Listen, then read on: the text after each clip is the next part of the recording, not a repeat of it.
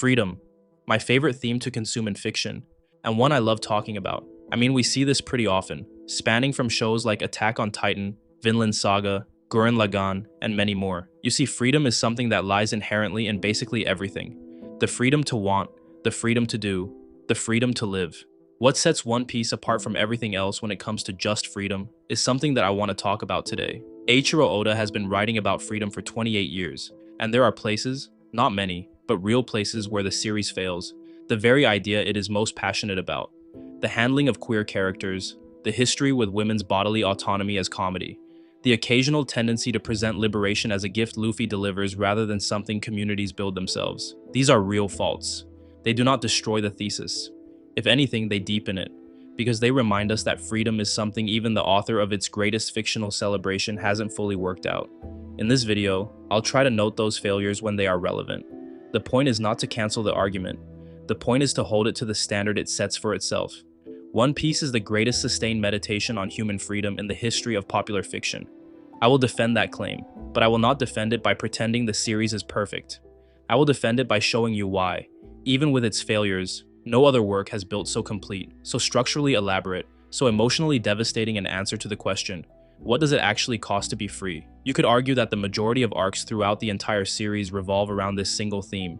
I will not be talking about every single arc, nor every single character in this video, but what I will be talking about are the arcs and characters that stood out to me the most through the lens of freedom itself.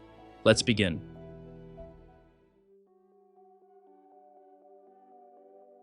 The Pirate King is the freest person on the seas. That is the inciting premise. Luffy announces it in the first chapter, repeats some version of it for 1,000 more, and never once interrogates it in the way a philosopher would. Because Luffy does not philosophize. He's dumb, stupid, but he instantiates. But here is what most people get wrong. Luffy's definition of freedom is not individualistic. It is not I can do whatever I want. It is closer to, no one who stands near me should ever be prevented from living their dream because of external force. It's not just a personal aspiration. It's more so of a political platform. When he declares he wants to be Pirate King, he is not saying he wants the most power or the most treasure.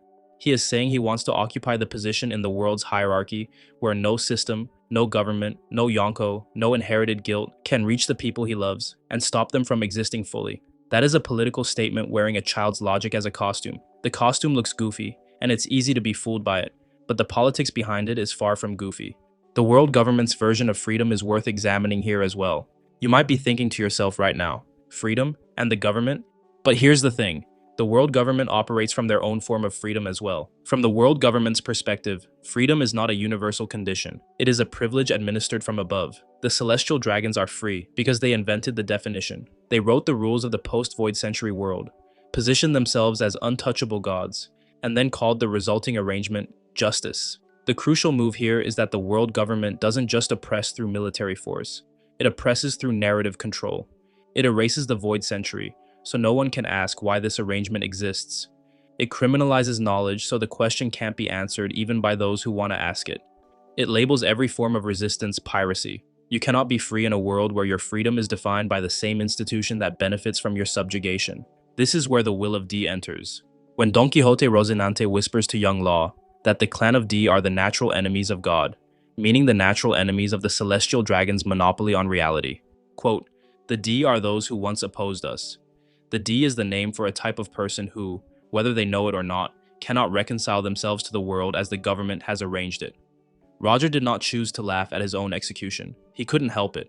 The laugh itself might just come off as mere bravery, but it's not. It is constitutionally impossible to be otherwise.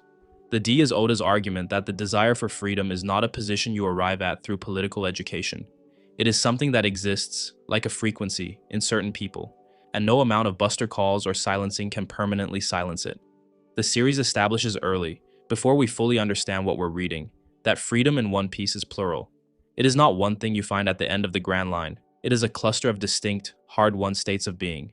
Freedom to know, freedom from contract, freedom to choose your own grief, freedom from inherited guilt, freedom from biological fate. I can keep going on, but you get my point. Each arc is a different flavor of the same argument. Each villain is a different answer to the question of what you get when freedom is denied long enough to curdle into something else. And before we go any further into this behemoth of a video, I feel the need to set this straight first. One Piece argues that freedom is not a destination, it is a permanent state of conflict. The reason Joy Boy failed, Roger failed, Odin failed, and, in a sense, every liberator fails, is that liberation is not an event you can complete. The Void Century ended. The world government is still here. 800 years of institutional oppression does not dissolve in a generation. What the series actually argues is that freedom requires not a final victory, but an inherited will. The willingness of each generation to fight the same war because the war is structurally never over.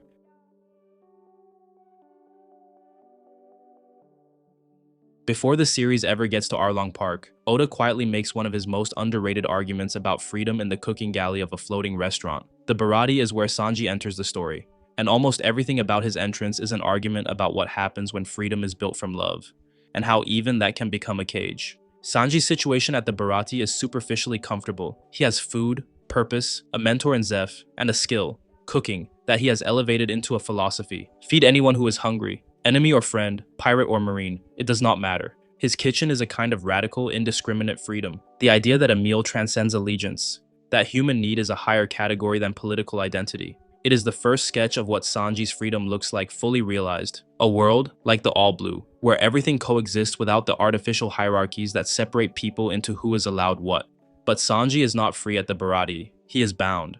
And the binding is what makes his arc so interesting, because the chain is made entirely of love and gratitude. Zeph saved his life. More than that, Zeph cut off his own leg and starved himself, giving all remaining food to a child he had every reason to let die, because he recognized in young Sanji the same dream he himself had once abandoned. The All Blue. Sanji wakes up alive on a rock and finds a man missing a leg who is somehow still breathing. He understands, without being told, the full weight of what that cost. And so he stays. He works. He pays a debt that was never asked of him, to a man who would never have asked it, because his own conscience built the prison and appointed itself the warden, the cage of I cannot leave, because leaving would mean I did not understand what someone sacrificed for me. What makes him stay is honor, but at its core, honor is among the most total kinds of constraint, because you cannot fight it without fighting your own best qualities. What Oda does to break it is almost unbearably precise. Zeph does not give Sanji a speech about following his dreams. The chefs of the Bharati do not tell him it is okay to go. Instead, they chase him away. They insult him. They pretend to be relieved to be rid of him. They perform cruelty with love underneath it. Because they understand that Sanji will never leave for his own sake, so they have to make him leave for theirs. They give him the story that allows him to go without feeling like an abandonment. They manufactured his release because he was constitutionally unable to grant it to himself. Sanji boards Luffy's ship crying. He is not crying because he is sad to leave. He is crying because he knows exactly what just happened. That the people he loved constructed the circumstances of his freedom, because his love for them was the very thing preventing it. That is one of the series' earliest and most sophisticated arguments, that sometimes the people who love you most have to act like they need you less than they do, so you can become more than what staying would allow. The All Blue is the destination that makes this freedom legible.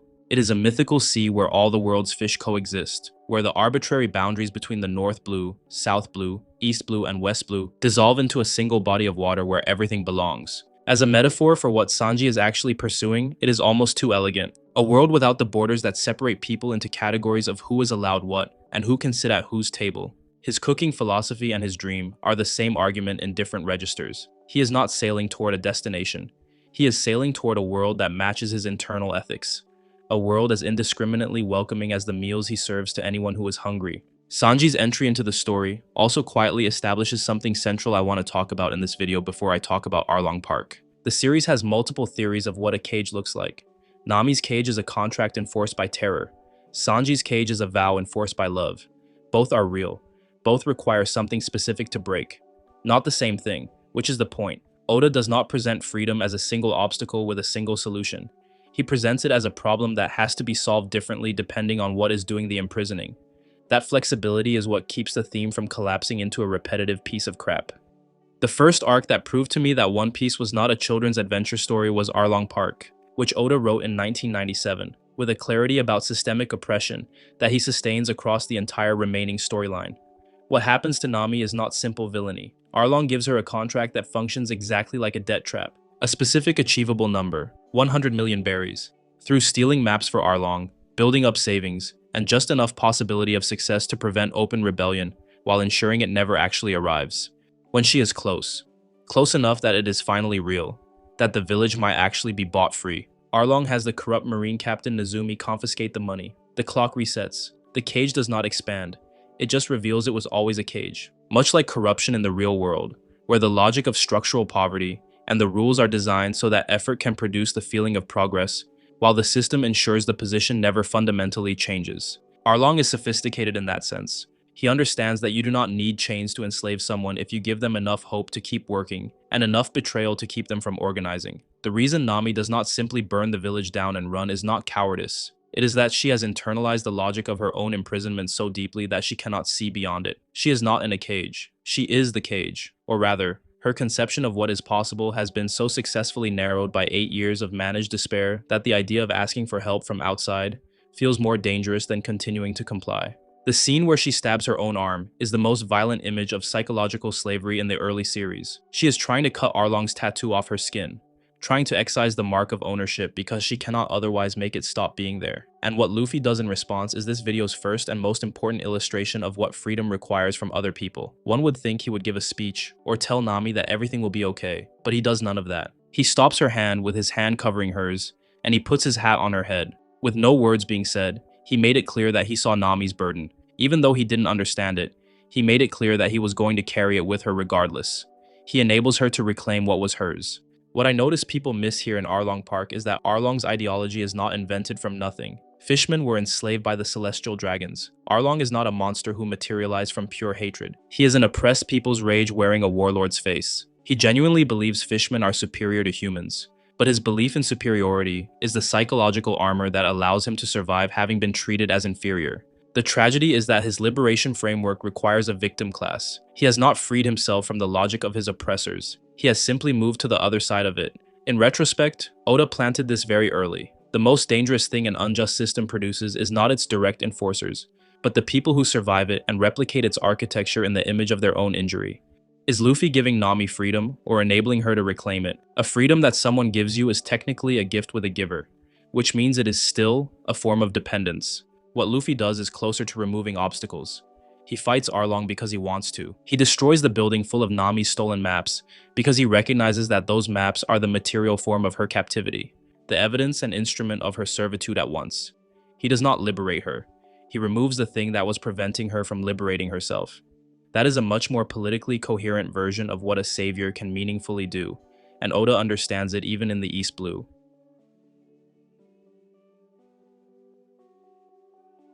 Drum Island is the arc that is consistently undervalued in thematic discussions, and it is the one that most directly prepares the ground for Robin's arc, 300 or so chapters later. Because before Oda asks whether a person deserves to live, he asks something slightly smaller but equally brutal. Does a person deserve to belong? Tony Chopper ate the human fruit as a reindeer and became something the world had no category for.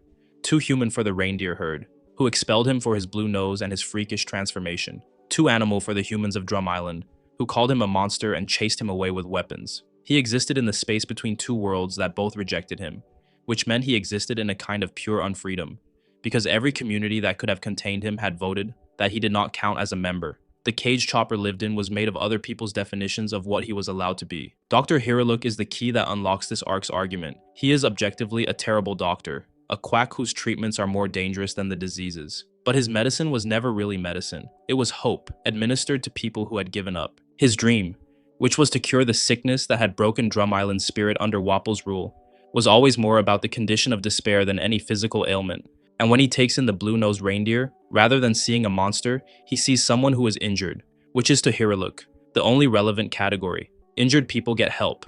That is the whole philosophy. The freedom Hiraluk gives Chopper is not liberation from any external system. It is something quieter and more foundational. The experience of being seen correctly for the first time, of having someone look at you and not reach for the definition the world assigned you. Hiraluk looks at Chopper and sees a companion, and in doing so, he demonstrates, before Luffy ever gets there, what the series means when it says freedom requires someone willing to fight for yours when you've forgotten how to fight for it yourself. His death is where the arc turns. Wapple tricks Hiraluk into surrendering himself by announcing that his family, the doctors Wapple had previously expelled, are dying. It is a lie, but Hiraluk goes anyway, because not going would mean abandoning the people he cares about, even hypothetically, and rather than let Wapple execute him, he blows himself up.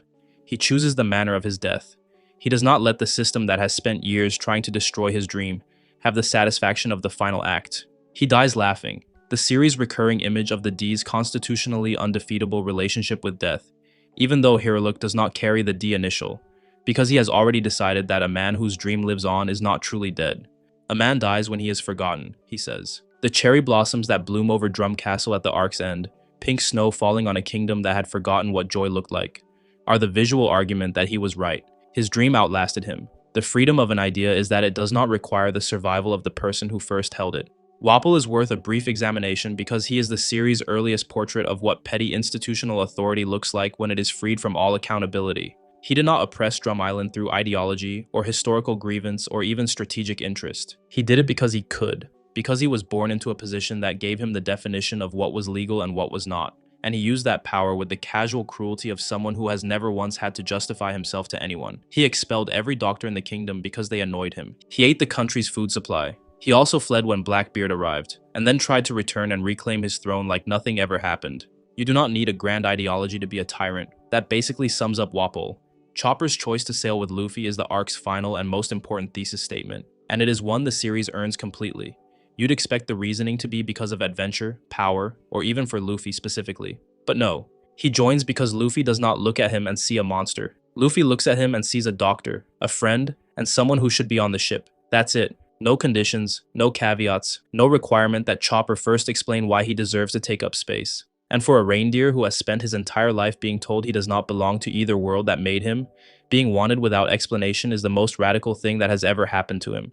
His dream, to become a doctor who can cure any disease, is the all-blue argument in a different form. A world where no illness is beyond treatment is a world where no body is beyond saving, where the category of unfixable does not exist. Chopper carries Hiruluk's hope forward as a living practice. Every patient is worth trying for, regardless of what the world has decided they are worth. His freedom is the freedom to be useful to everyone, which is only possible if he first accepts that he himself is allowed to exist. Enies Lobby here is about a more difficult and more intimate problem. Freedom from the verdict a system has placed inside you. Nico Robin has been told she should not exist since she was 8 years old, not for anything she did, but for what she is. The last archaeologist capable of reading the poneglyphs, which means the last person alive who might expose what the world government erased from history. The government's response to her existence was not imprisonment, but something more total. A bounty on an 8-year-old's head. The burning of Ohara and the murder of every scholar who might have protected her. The systematic labeling of her survival as the survival of a devil. For 20 years, she carried that label. For 20 years, she arranged her life around the premise that she was a cursed weapon, that everyone who got close to her died, that her own continued existence was a burden on the world, that the most ethical thing she could do was surrender before she caused more damage. The world government didn't simply just hurt Robin, or killed every single person that mattered to her. They colonized her self-conception. They made her an internal enforcer of her own erasure. And this is Oda's sharpest insight in the entire arc. You cannot liberate someone who has internalized the verdict of their oppressor by simply defeating that oppressor. You have to get them to say they want to live first, in their own voice, on their own terms, as their own choice. The rooftop scene is the pivot of the entire series. For many people, this is peak One Piece, and I couldn't agree more. Luffy doesn't argue with Robin's logic, because Robin's logic is airtight within its own premises. If her existence brings death to the people around her, then surrender is rational. What Luffy does is refuse to engage with the premises. He tells Sogeking to burn the world government's flag, declaring war on the most powerful institution in the world, not to make a philosophical point, but because he has decided with the totality of his being that Robin's survival is worth whatever comes after. This act is a statement that the world government's authority to define who deserves to live is not a legitimate authority at all. But the genius of the arc is that even this is not enough. The Straw Hats can fight the world. They cannot give Robin the will to live. That is something she has to do herself. And when she finally screams, "I want to live," that ugly, desperate, raw cry that breaks on the wind above Enies Lobby, rather than Luffy having convinced her, he removed every obstacle except the one that had always been the real one. The final door, in every case, is internal. Robin's freedom is the series' most intellectually rich, because it operates simultaneously on the personal and the civilizational. On one level, she recovers the right to exist. On another level, the world recovers the right to know its own history. Her ability to read the poneglyphs, whether you call that a convenient plot device or a party trick, is the literal key to the Void Century. The literal suppressed truth of why the current world is arranged the way it is. Why the world government cannot be reformed because it was built for the purpose it currently serves. Why Joy Boy's promise has gone unfulfilled for 800 years. When Luffy burns that flag, He is not just saving a crewmate. He is declaring that the suppression of knowledge, of truth, is something worth going to war over. We went from a silly rubbery pirate playing adventure, with some occasional serious moments, to the most politically loaded act in the first half of the series. Here is the uncomfortable truth about Robin that people rarely want to talk about. Robin is not just a character who wants to read history. She is the argument that epistemological freedom, the freedom to know, is the precondition for all other forms of freedom. You cannot fight a system you have been prevented from understanding. The world government's first weapon is not simply the Marines on the front lines. It is the Void Century. Before it sends soldiers, it rewrites reality. And it rewrites reality first, so that by the time anyone is alive who might resist, they have no framework for what they would even be resisting against. Robin's existence is existentially threatening to a system whose entire structural integrity depends on the world not knowing what it destroyed to get where it is. And that is exactly what makes her so structurally important.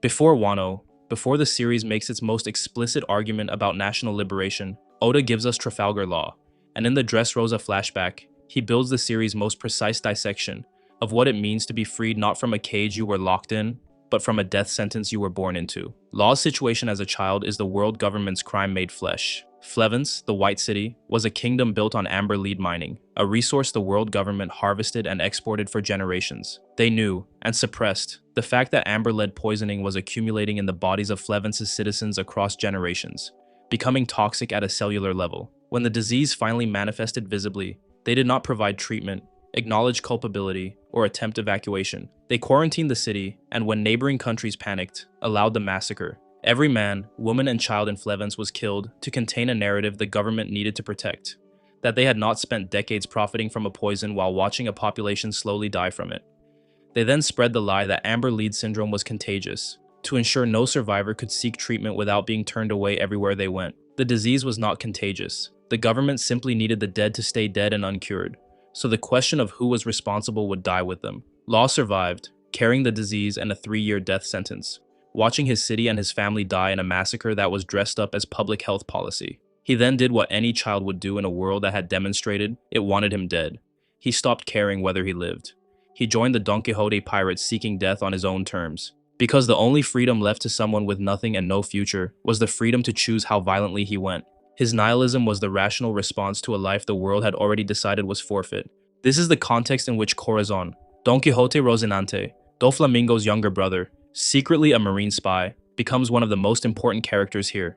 He is not a hero in the conventional sense. He is clumsy, literally incapable of silence in his daily life, in a way that borders on physical comedy, and he initially despises children with theatrical intensity. When he learns that Law is dying, and more importantly, when he learns why Law is dying, which is to say when he learns the full story of Flevence and the world government's culpability, something crystallizes in him. He does not decide to help Law. He decides he cannot not help him. What follows is the arc's central movement.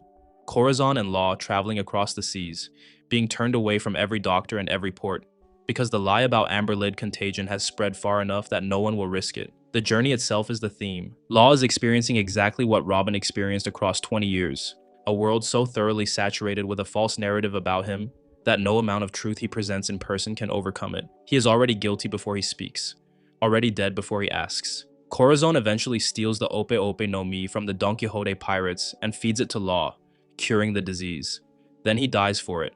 Shot multiple times by his own brother, he uses the last of his power, the silence fruit, the ability to create a pocket of silence, to wrap Law in a soundless bubble so the boy's crying cannot be heard as he escapes. He holds his own death in silence, bleeding out, giving Law time to run, and his last act, before the silence swallows him too, is to tell Law the thing no one in the world has told him since his family died. I love you. Now think about that for a moment. A structural gift before he knew his time had come. Law's entire psychology since Flevence has been organized around the premise that being alone is his permanent condition, that caring about anyone is a liability, that connection leads to loss, that the world's natural state is one in which people like him are abandoned by design. Corazon does not dismantle that belief with argument. He dismantles it by demonstrating its falsity with his own body. I love you is not something he says to console Law. It is evidence. The evidence is him dying in a soundless bubble so Law can live.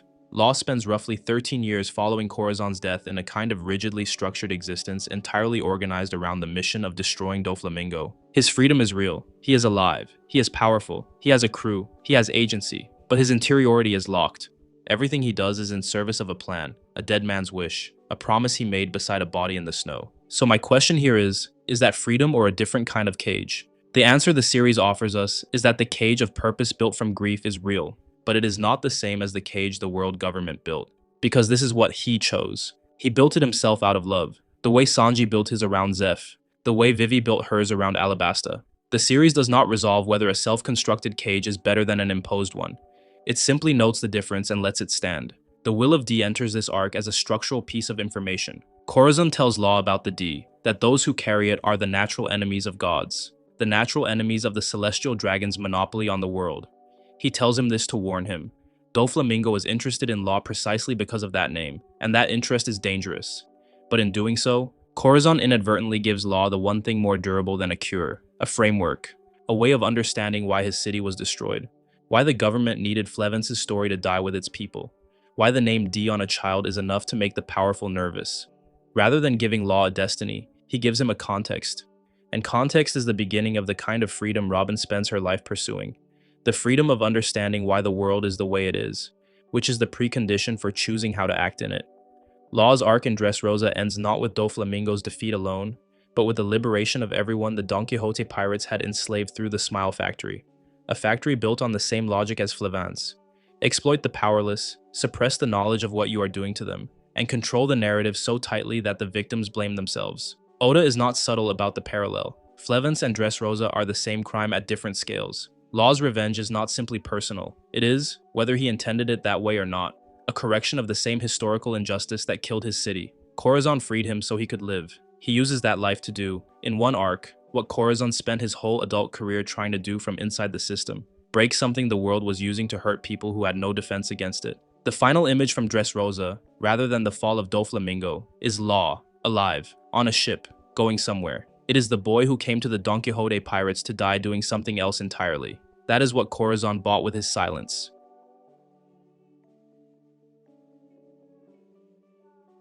Wano is different from every arc that precedes it, and the difference matters thematically as much as it does narratively. In every previous arc, the Straw Hats arrive at a place, identify an oppressor, fight the oppressor, and leave. The liberation is real, but externally engineered. The people of Arlong Park, Alabasta, Fishman Island, Dressrosa, they benefit from the Straw Hats' presence in ways that are genuine, but they are beneficiaries. Wano is the first arc where a nation fights for itself. The Akazaya Nine, Momonosuke, the samurai who had been hiding in isolation for 20 years, even Yamato. Rather than being rescued like most arcs before, they are joined. The Straw Hats are allies in a war that was already happening, that was always going to happen, that needed time and the right catalyst rather than an outside savior. Real liberation cannot be delivered, but it can be assisted. It can be inspired. But the people who live under the boot have to be the ones who choose to remove it. The architecture of Wano's oppression is the series' most complete picture of how freedom is strangled. Kaido provides the military force, the occupying power that makes overt resistance suicidal, but Orochi provides something more insidious, the management of meaning. He controls what people are allowed to feel, what they are allowed to remember, what history they are allowed to believe about themselves. The borders of Wano are closed not just physically, but epistemologically. The people inside don't know what they're missing, and the people outside don't know what's happening in there. That double erasure is precise, deliberate, and immediately legible as a model of real-world authoritarian practice. The smile fruits are the arc's most disturbing image. Only 1 in 10 works as intended. The other 9 leave those who consume them permanently, unable to express grief, anger, or sorrow, condemned to smile at everything, including their own deaths. Orochi deliberately fed the failed fruits to the people of Ebisu Town, the poorest, most disposable people in Wano, the ones already on the bottom. And the result is a village of people who can only laugh, who laughed when Yasui was executed, who laugh when they are hungry, who cannot tell you they are suffering because the muscle memory of suffering has been chemically overwritten. The theft of the language of pain, the inability to portray emotion other than forced smiling. This is arguably way worse than simple violence. This connects directly back to Robin. Just as the world government stole history so the world couldn't understand its own condition, Orochi stole emotional expression, so that Wano's most oppressed citizens couldn't even communicate their own oppression. You cannot organize a revolution if you cannot tell anyone you are suffering. You cannot grieve your dead, nor can you be angry about injustice. You can only smile. This is the most complete picture of what the series means by unfreedom. You are not chained up in the conventional way, but your internal capacity for the kind of authentic human response that rebellion requires is removed. Luffy's function in Wano is different from all his previous roles, and it is worth being specific about why. He catalyzes Wano's liberation of itself. But more than that, in Wano, he inherits something. The awakening of his devil fruit.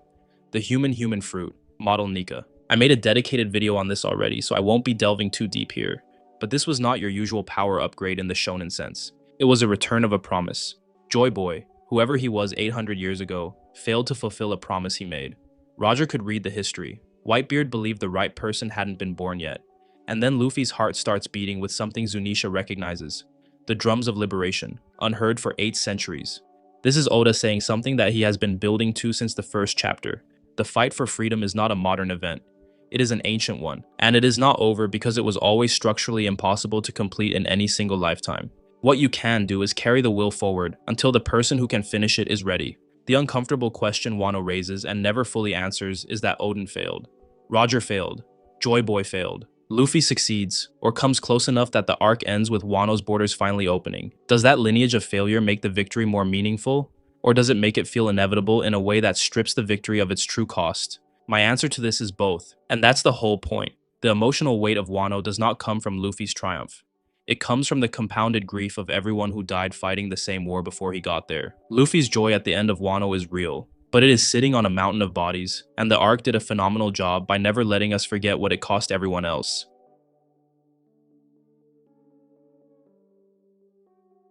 This video so far has traced freedom as a series of events, moments where the theme erupts into plot and forces resolution. But One Piece is also a character study, and the theme does something different when it is filtered through a person rather than a storyline. Arcs end. Characters carry their relationship to freedom with them across the entire series, evolving it, contradicting it, sometimes betraying it, and sometimes embodying it so completely that the concept itself seems to sharpen in their presence. I'll be covering 7 characters, who I believe embody and carry freedom so completely, with each of them answering a genuine, distinct answer to the central question. 7 different fundamental philosophical positions about what freedom is, what it costs, and what a person is allowed to do with it. I do want to make individual videos on these characters in the future, so because of that, I won't be diving into them as deep as I could. Instead, I'll only be looking through the lens of freedom. Luffy and the freedom of constitution. The easy reading of Luffy is that he is freedom embodied. The more uncomfortable reading is that his relationship to freedom is congenital. What I mean by that is, he does not understand why he should be anything other than what he is, because there is no mechanism in him that responds to the systems designed to make people smaller. He cannot be bribed because he doesn't want things that can be used as them. He cannot be threatened ideologically because ideology requires a gap between what you are and what you could be pressured into being. But you see, Luffy has no such gap. This is Oda's most radical claim about freedom. The freest person is not someone who fought their way out of a cage, but someone who was never capable of building one around themselves in the first place. The problem is that this makes Luffy constitutionally unlike the people he liberates. For example, Nami, Robin, and Wano had to become free. He can show people what freedom looks like. He cannot teach them how to get there, because his route, having a self that is simply impervious to coercion, is not a route that can be walked. You are either born that way, or you're not. And this raises a question the series never directly answers. Is Luffy's freedom a philosophy or a personality trait? Because if it is only the latter, if it is just the byproduct of a particular psychological constitution, then the series is not actually making an argument about freedom at all. My position is that Oda knows this and compensates. Every other character in the series demonstrates what it looks like to choose freedom, to fight for freedom, to earn it through suffering. Therefore, Luffy's role here is not being the argument, it's being the catalyst. The argument and proof is everyone around him. Nico Robin and the freedom to know. Robin is the series' thesis on epistemic freedom, and it is the dimension of freedom most relevant to the real world, right now. As mentioned earlier, the world government doesn't fear Robin's fighting ability. The world fears Robin because she can read poneglyphs, which means she can access the Void Century, which means she can tell the world what was erased. In terms of threat level, she is treated as more dangerous than most Yonko, simply due to her capability of exposing everything the world has been trying to hide. Every authoritarian system in history has understood this. You do not begin repression with violence. You begin with historiography. You rewrite what happened. You destroy the records. You criminalize the researchers. The world government burning Ohara is not different in kind from what real regimes have done to libraries, universities, and archives. And if you take a closer look, Oda is not being subtle about the parallel here. The scholars of Ohara did not pose a threat to the world through violence. They were academics. The Buster Call was not a proportionate military response. It was a government murdering people for reading. Robin's dream, to find the Rio poneglyph and know the true history of the world, is not a personal ambition in the way Luffy's dream is personal. It is a civilizational project. Rather than fighting for herself, she is fighting for the world's right to know what it is and why. Her freedom is inseparable from everyone else's, because a world that doesn't know its own history cannot meaningfully choose its own future. Knowledge suppressed is freedom preemptively denied. Nami and the freedom of reclamation. What makes Nami's arc the most emotionally accessible in the series is its specific, human-scale nature. She was not born into cosmic significance. She was a 10-year-old girl who lost her adoptive mother to a pirate, made a deal with that pirate to save her village, and spent 8 years trying to honor a contract that was rigged from the start. Her unfreedom is the unfreedom of someone who has traded in all their choices in advance. The particular texture of her captivity is what the series gets exactly right. She wears the responsibility over her entire village. The belief that she cannot ask for help because asking would mean putting her burden on someone else, and she has no right to do that. And if something happened to them because she asked, it would be her fault. An extraordinarily complete cage. One she constructed around herself out of love for her village and guilt about her mother's death. The cage was built from the inside, which means external force alone cannot open it. When she kneels in the dirt outside her village, finally crying, finally unable to maintain the self-sufficient composure she has maintained for years, and when Luffy understands instinctively, is the series articulating what the provision of freedom actually looks like between people. Simply showing up and saying yes, without requiring that she first justify why she deserves the help. Bartholomew Kuma, and freedom as the ultimate sacrifice. Man, I've been wanting to do a video on this guy for a long time. Kuma is without an argument, one of the series' most devastating characters.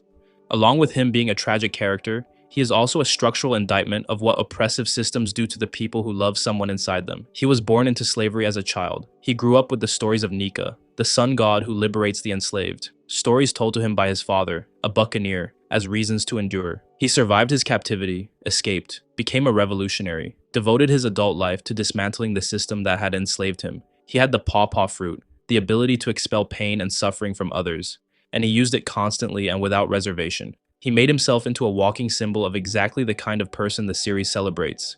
And then the system found his vulnerability. Bonnie was sick with a disease caused generationally by her mother Ginny's enslavement by the celestial dragons.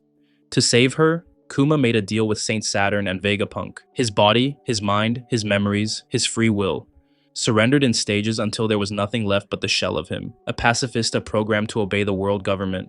The man who dreamed most passionately about liberation chose, with full awareness and full horror at the choice, to become the most enslaved person alive. The series does not sentimentalize this, it presents it exactly as it is. A man whose love for his daughter was weaponized against him by a system that knew how to turn care into leverage. This is not a beautiful sacrifice. This is institutional structural violence with a sentimental face. They found the one thing he could not protect himself against, and made it cost everything he was. And yet Kuma's final act before his personality was erased, programming himself to protect the Thousand Sunny until the crew returned, is the series' quietest and most heartbreaking statement about what a free person chooses to do with their remaining freedom before it is taken. He had one last conscious choice, him believing that there was something out of the ordinary with Luffy, and if anyone was the warrior of liberation, it'd be him. Shows us his devotion to faith. He used one of his final acts to serve the mission of liberation one more time. That is either the highest form of freedom or the evidence that the system won completely. I think both readings are true, which makes this both tragic and beautiful. Jewelry, Bonnie, and freedom as inherited debt. Bonnie is born into unfreedom twice over. Her disease is the generational consequence of her mother's enslavement by the celestial dragons. Kuma's deal to cure her, his self-erasure, means that her freedom was purchased at the specific cost of the person who loved her most. She woke up free and did not know why, and then spent years following a man who was no longer himself. Across seas he could no longer navigate, looking for a version of him that the system had already deleted. Her belief in Nika, the sun god her father raised her on, the liberator of slaves, is a third-generation act of faith. Her mother Ginny survived slavery and became a revolutionary. Her father Kuma survived slavery and became a priest, then a revolutionary, then a sacrifice. Both of them were ultimately devoured by the same system that first chained them.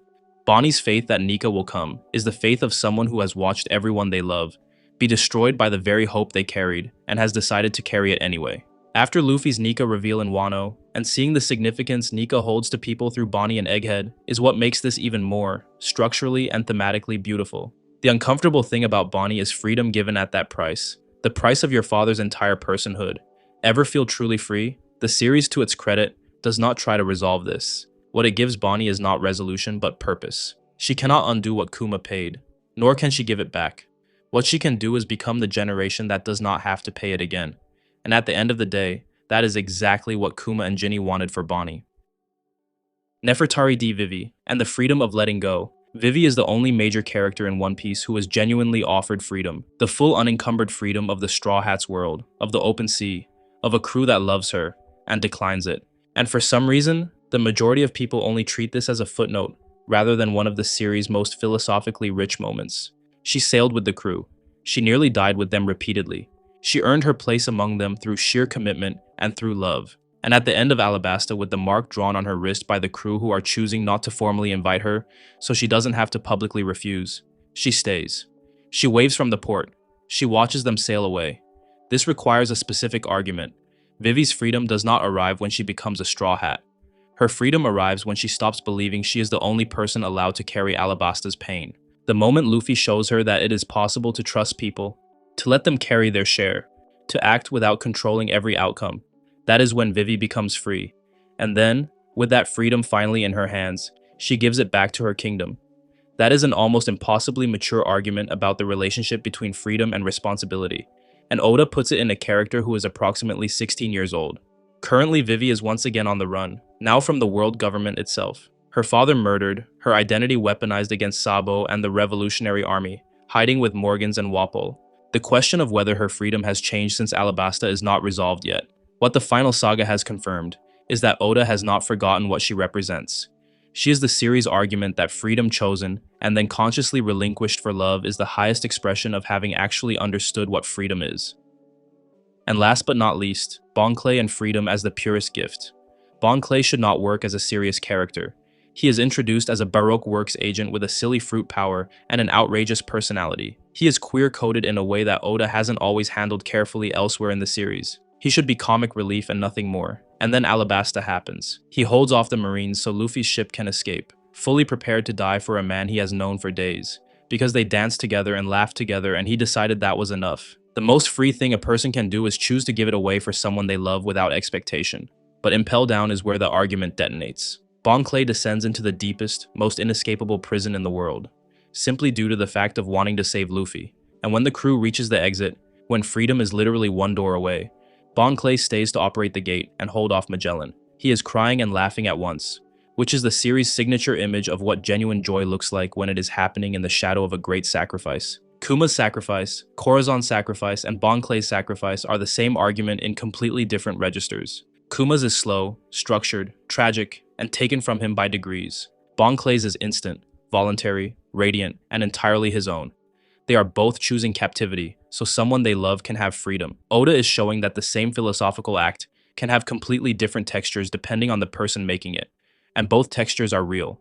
The detail that us readers should sit with longer is that Bon Clay ends up as the queen of Nukama Land, ruling a hidden community of freedom inside the world's most oppressive cage. An entire village of people the world refuses to include. The Okama, the queer-coded misfits, building their own freedom inside a prison. It is, in a way, the most honest image of what freedom actually looks like for people the dominant system has no space for. You build it in the cracks, you build it in the depths, you build it wherever you can, and you make it outrageously, aggressively, defiantly yours. Because no one outside is coming to give it to you. The uncomfortable thing that should be said about Bon Clay and the Okama community in One Piece is that Oda has not always treated this community with the care it deserves. The Newcomer are sometimes framed as jokes in ways that undercut the serious argument their existence makes. It does not change the fact that Bon Clay's arc is the series' most complete distillation of freedom as a gift. A queer character who embodies the series' central argument more completely than almost anyone else, while the series occasionally makes him the punchline rather than the point. People should name that contradiction directly, rather than choosing between celebrating him and critiquing the framing.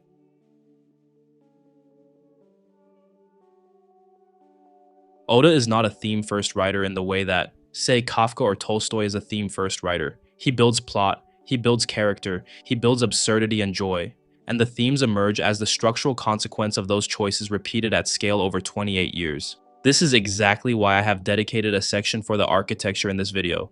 Because it is the architecture, not any individual scene, that makes the argument so persuasive. Every major character's power in One Piece is a metaphor for their relationship to freedom, and the series is most legible when you read it through this lens. Luffy's rubber body cannot be permanently pierced or damaged by external force. He is, literally impervious to the world's attempts to hurt him in ways that leave lasting marks. Robin's flower fruit lets her extend herself anywhere, exist in many places at once, be present without fully arriving. The power of a woman who learned to be everywhere while belonging nowhere. Blackbeard's dark fruit. The darkness fruit absorbs everything around it. Freedom through consumption. Freedom that can only expand by negating everyone else's. Kuma's paw fruit expels pain and suffering from others, pushes things away at the speed of light, and he internalized every ounce of his own, holding it like a vow. The fruit types matter here too.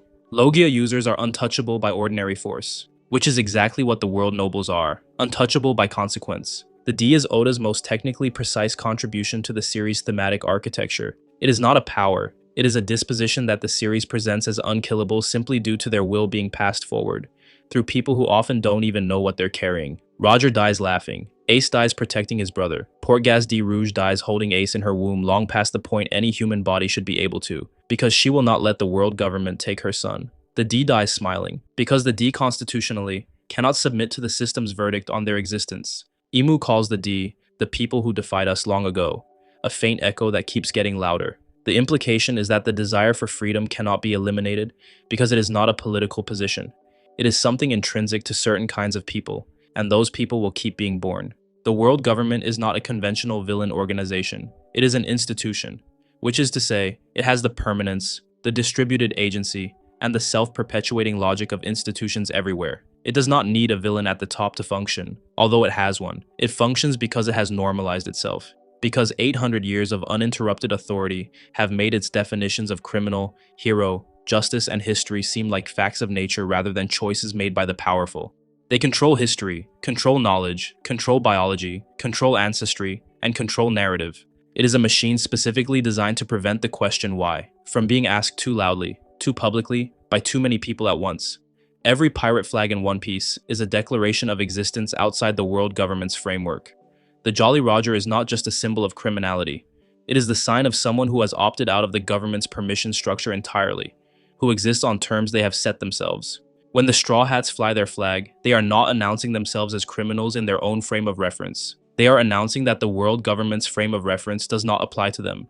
And when Luffy burns the world government's flag, he is refusing to grant the institution enough respect to formally oppose it. He burns it because it is, to him, simply not the relevant flag. With Blackbeard currently being potentially built up as one of the final, or the final antagonist, I feel the need to at least touch on him here. The Luffy-Blackbeard contrast is the series' most philosophically explicit argument, and I want to push it further than most people do. Blackbeard does not represent freedom corrupted. He represents freedom without solidarity.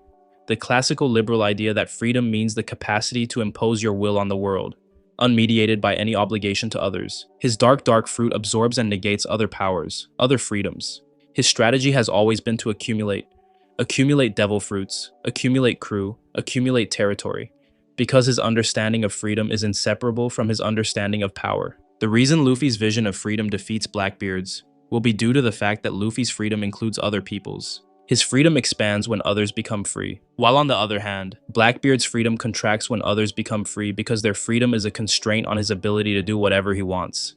This makes Luffy a communitarian and Blackbeard an atomist, and the entire point of One Piece, which it has been building towards since the first chapter, is that freedom which depends on other people's unfreedom is not freedom at all. It is domination wearing freedom's vocabulary. Blackbeard is the series' villain, because he is the final, fully developed form of what freedom becomes when it is stripped of love.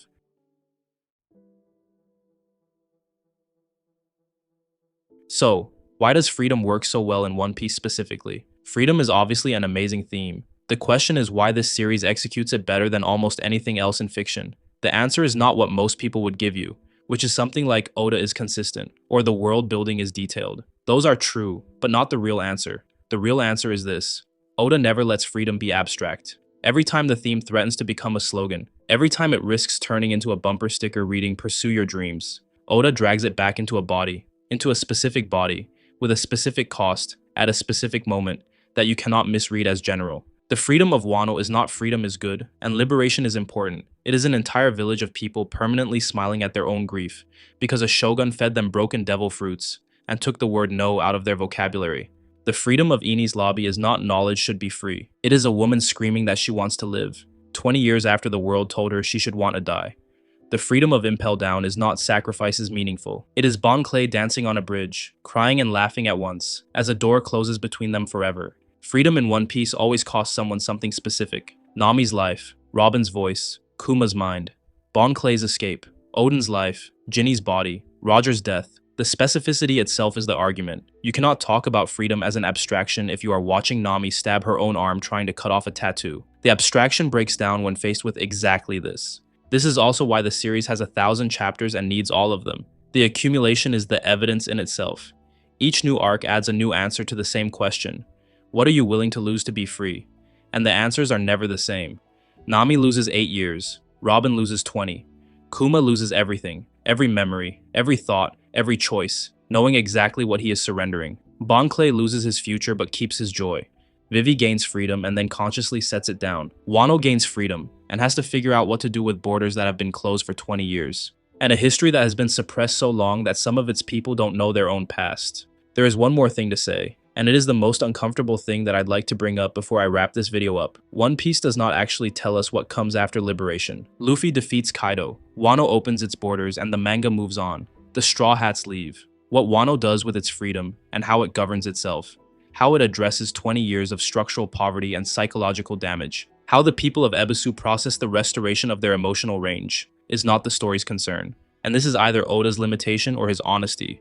In my biased eyes, this falls under honesty. Because One Piece is not a story about building free societies. It is a story about the moment of refusal. The moment someone or some people decide that the system pressing down on them does not have the legitimate authority they have been told it has.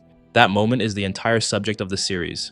What comes after is not Luffy's problem. Luffy moves on because Joy Boy's promise was not to govern the world. It was to liberate it, to break the architecture of control that the world government built, to prevent the question of freedom from being asked. Once the question is allowed to be asked, the answer is up to the people doing the asking. That is either the most politically mature or the most politically evasive thing One Piece does. Maybe it is both. The series is confident that liberation is possible and that it is worth everything it costs. It is silent on what a liberated world actually looks like in practice. I find that silence significant and honest and a little frightening because the history of liberation movements in the real world suggests that the question of what comes after is at least as hard as the question of how to get there. But the series gives us this. It gives us the image of Luffy, grinning, completely unafraid, carrying his friends in the howling center of every impossible situation. And it gives us the image of people who had forgotten how to fight for themselves, remembering. And it gives us the sound of a drum, unheard for 800 years, starting to beat again.